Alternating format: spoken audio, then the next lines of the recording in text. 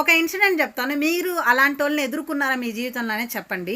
ఊర్లో వాళ్ళో, లేకపోతే ఫ్రెండ్సో, మీరు చాలా కాన్వర్జేషన్ అంటే చాలా లాంగ్ బ్యాక్ మీరు కాన్వర్జేషన్ చేసుండొచ్చు.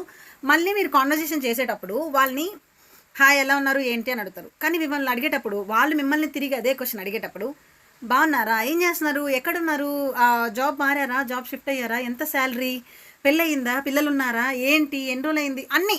అంటే ఒక్క క్వశ్చన్లో ఆల్మోస్ట్ నీ బయోడేటా అంతా వాళ్ళు అడిగేస్తారు. వీలైతే ఆ రెజ్యూమ్లో ఏమేమైతే పెడతావో అవన్నీ కూడా ఒకే ఆన్ ద స్పాట్ వన్ సెంటెన్స్లో ఒక్క క్వశ్చన్లో అన్నీ అడిగేస్తారు. మనమేమో హాయ్ ఎలా ఉన్నారు అనే దగ్గర ఆగిపోతాం. వాళ్ళైతే పుట్టు పురోత్తరాలతో సహా మీరు ప్రజెంట్ ఎక్కడున్నారు, ఏం చేస్తున్నారు, ఎంత జీతం, లేదు ఒకవేళ సింగిల్గా ఉంటే పెళ్ళయిందా, పిల్లలు ఉన్నారా అనే స్టేజ్కి అడిగేస్తారు కంప్లీట్గా.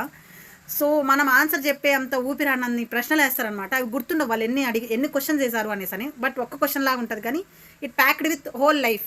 అంటే 1 year 2 years మీరు కలవనన్ని క్వశ్చన్స్ అంతా ఒకే క్వశ్చన్లో ఉంటుంది. సో ఆ బయోడేటాతో పాటు ఎక్కడున్నారు, ఏ ఏరియాలో ఉన్నారు, ఏ ఇంట్లో ఉన్నారు, ఎంత రెంటు, ఏమేమి చేస్తున్నారు, ఏంటి, ఎందుకు అంత ఎగ్జైట్మెంట్ అండ్ అన్ని క్వశ్చన్స్ ఒకేసారి ఎలా అడగబోతుంది. బీ ప్రిపేర్డ్ అన్నట్టు ఉంటారా ఏమో నాకు అర్థం కాదు. ఒక్క హాయ్ అని చెప్పి స్మైల్ ఇచ్చిన పాపానికి ఇన్ని చెప్పాలా అనిపిస్తుంది. అంటే హోల్ అంటే వాళ్ళకి మనకు చాలా గ్యాప్ వచ్చి ఉంటుంది. అండ్ ఆ పరిచయం అనేది చాలా హాయ్ బాయ్ దగ్గరకు ఉంటుంది. కానీ వాళ్ళు అడిగే ప్రశ్నలు ఎలా ఉంటాయంటే అన్నీ ఓన్ చేసుకునేసి కంప్లీట్గా మొత్తం అడిగేస్తారు.